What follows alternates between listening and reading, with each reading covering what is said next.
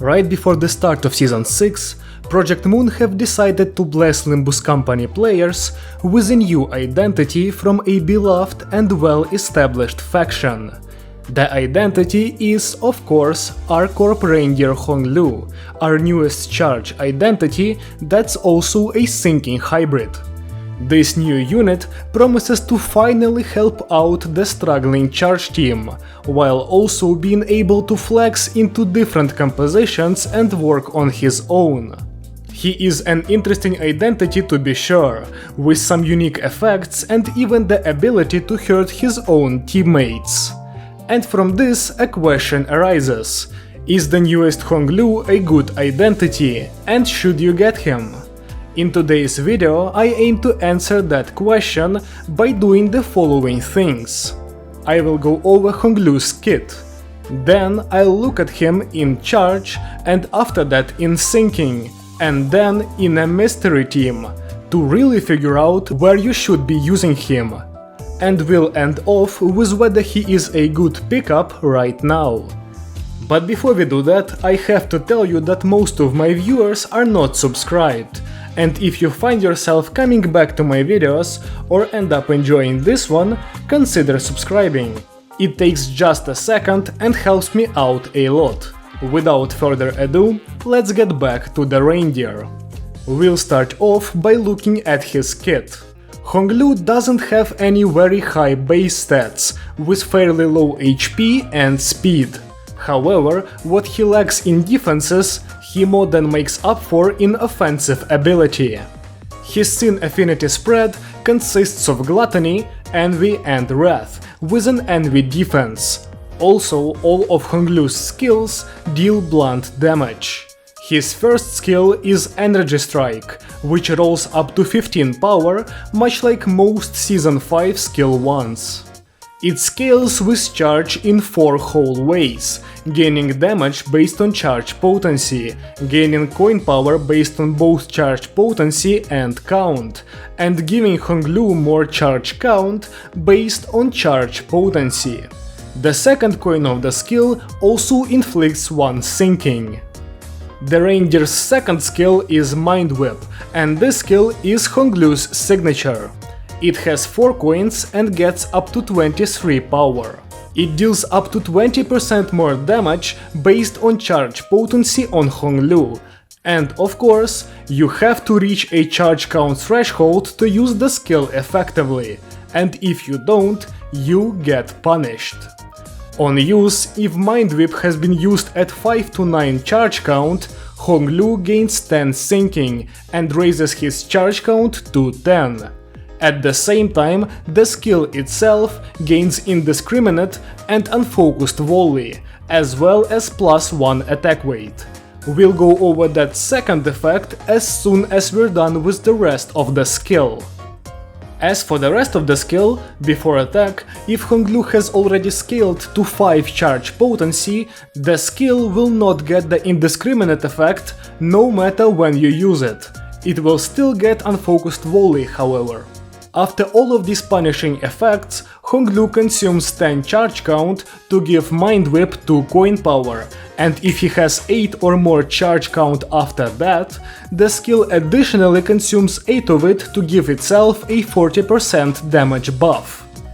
The first 3 coins of the skill inflict 1 sinking each, and also increase the target's stagger threshold by 5% of damage dealt.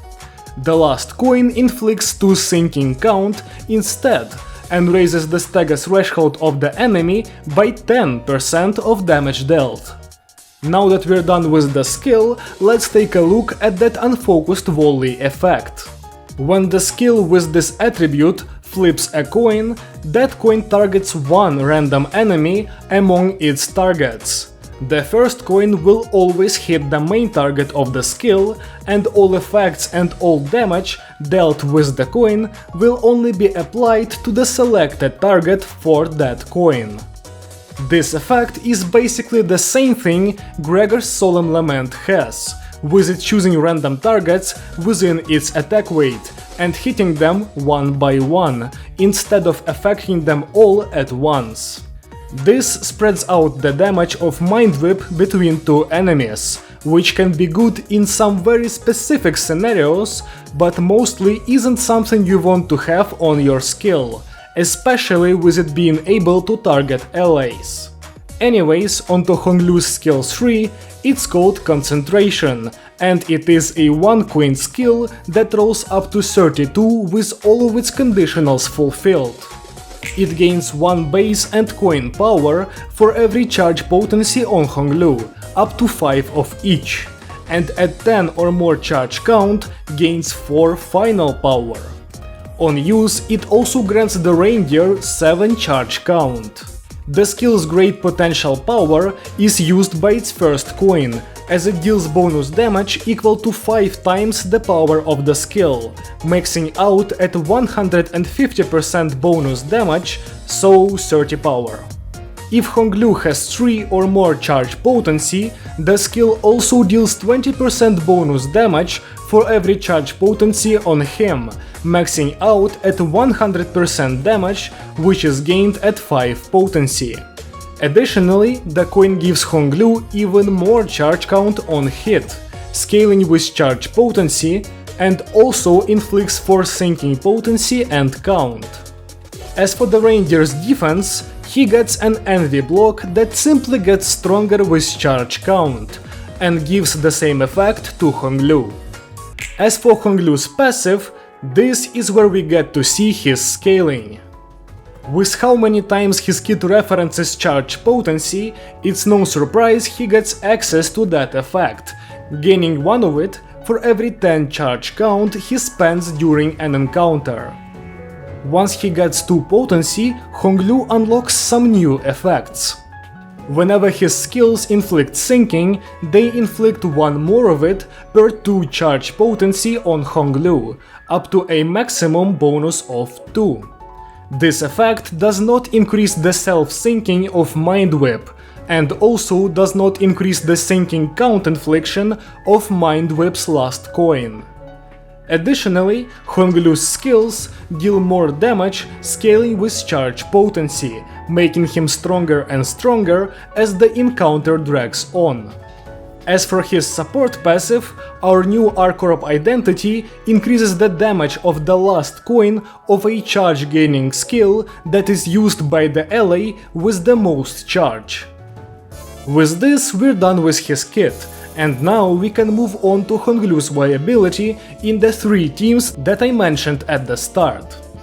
The first team we'll be looking at is Charge, the home of the previous R Corp Reindeer identity.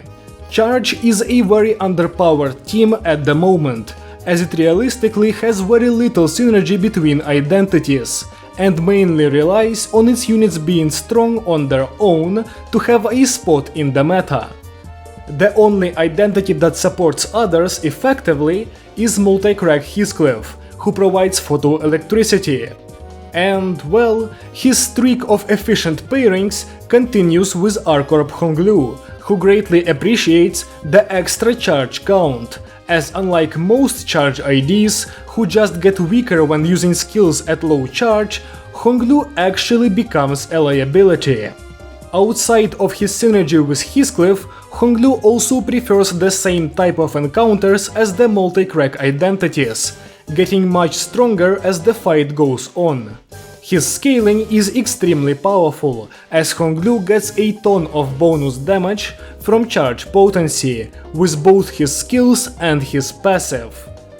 His charge count gain is also increased with potency, allowing him to take advantage of any charge count based effects more efficiently and more often. His charge count gain can also be increased by using his Dimension Shredder Ego skill, which gives him 5 charge count on use and allows Honglu to get charge count from hitting enemies with negative status effects. Although, while this ego does help Honglu out, you're still using Dimension Shredder, and a lot of modern ego skills are just more worthwhile, so don't expect this combo to be extremely efficient, and just treat it as a bonus for game modes where you can get a ton of resources easily instead. But is the new Honglu good in charge? Absolutely. He does great damage, scales well, and that's honestly everything that he needs to be a good ID for this team. If you plan on building charge, R Corp Honglu is a good identity for the composition. Next up, let's look at the Reindeer in syncing. This team has more requirements for an identity to be good, compared to charges just be alive. So Honglu will not come through just on damage alone. Luckily, damage is not all he has. One of the identities that has been strong in syncing for a long time is Molar Boatworks Ishmael. Her greatest asset is her ability to inflict lots of sinking count. But the way she inflicts it is also very important. Her skill 3 effectively jumpstarts a sinking stack by inflicting a bunch of sinking potency and count with one skill, which is a great ability to have. Honglu's third skill can effectively do the same, and combining both skill 3s results in a large sinking stack appearing out of thin air as quickly as on turn 1. But the Reindeer's strengths in sinking don't stop here. Another effect prevalent in the archetype is Echoes of the Manor, inflicted by Butler Otis and Butler Faust. This effect has a 50% chance to inflict an enemy with one sinking count whenever they are inflicted with sinking potency or count from skill or coin effects. Mind Whip can effectively utilize this debuff, as it has 4 coins, all of which inflict sinking, giving it a 50% chance to go neutral in count, while proccing sinking 4 times and also increasing the stack. This makes Honglu a pretty solid identity for the team, especially in no-resource environments, as his performance is not reliant on any egos. On the other hand, with access to resources, the Reindeer starts to see some competition, as Echoes of the Manor into Bygone Days Ye Sung becomes the best option for starting a sinking stack. And for it to work, you will need a lot of Gloom Resonance on both the first and second turn. The Reindeer has no Gloom in his base kit, and can only contribute via his Zayin ego, which is pretty expensive. All the while, Diechirodion can hit a Rhyme Shank into a skill 1 for Gloom Resonance, a lot of sinking, and 3 procs, while Air Gregor can go skill 2 into Solemn Lament for a bunch of count, resonance, procs, and butterfly. Of course, this does not make Reindeer irrelevant, as these 2 options are mainly good for fast clears of bosses in high resource environments. But this kind of competition does make it a bit more difficult for Honglu to find a place on your sinking team. Still, he is a solid identity for the composition, and him being a hybrid identity justifies him not being incredibly strong in sinking, as that's not his only team. Also, Honglu is pretty cheap compared to his competition, as they require ego skills to get ahead, while Honglu powers through on his own. Now it's time to talk about the R Corp Reindeer's final team, which I have kept a secret from you at the start of the video. The team is the Envy composition, starring the middle and the multi-cracks. I have made a whole video on the team not too long ago, so I won't go into it too deep here. However, what you need to know is that this composition revolves around constant Envy resonance, scaling, and mostly blunt damage. All of these things exist in the Reindeer's kit, as he provides Envy with his skill 2, and much more importantly, his defense, while also scaling really well with charge potency, dealing good blunt damage and synergizing with multi-crack Heathcliff once more for even faster charge gain, which only puts another nail in the Harpooneer's coffin. Considering that the Envy team's main glaring issue is the lack of good teammates for Middle Sinclair, Honglu being an addition to the team that works well on his own and contributes to the team's win condition, while also getting to use his one major synergy, is very good for the future of Envy Res, and will definitely serve as an important piece of the team's puzzle going forwards. Now, does the addition of Reindeer Honglu suddenly make the team worth using? Yeah, no. It's still weak and Sinclair still needs more allies that are strong, and that will likely come as a Ricardo identity later down the line. However, if you got Middle Sinclair and have some other Envy options, while not having any other strong core, Reindeer Honglu will empower those identities with his presence, although not in a way that is too strong. Overall, in the eyes of the Envy composition, R Corp Honglu is a great addition to the team, but not one that pushes the team into relevancy. But who knows, maybe in a couple of patches from now, Ricardo will jumpscare us with an early reappearance, and the team will get actually strong. But anyways, now that I've talked about the new identity and all his strengths, I want to answer the very important question: should you get him? And the answer is surprisingly no. And not because he's a bad identity, not at all. I personally believe that he looks really good in multiple teams. But the problem here is that this is a Honglu identity, and Honglu is guaranteed to get a banger of an identity in the upcoming season. No matter what archetype that ID will belong to, it will undoubtedly be much better than Reindeer, so if you are a new or free-to-play player, I think it's wise to hold on to your Honglu shards, and of course your roles, as more content is coming soon, and it will surely be better than this identity, even though the Reindeer is definitely good. Also, he is a standard fare ID, so you can pick him up later anyways, if Project Moon dropped the ball with the bad end Honglu identity. With this, my review of R Corp Reindeer Honglu comes to an end. He's a powerful unit that can fit in many teams, but due to his release timing, it's probably a good idea to wait for the next season before getting him. As always, if you disagree or have something to add, feel free to leave a comment below.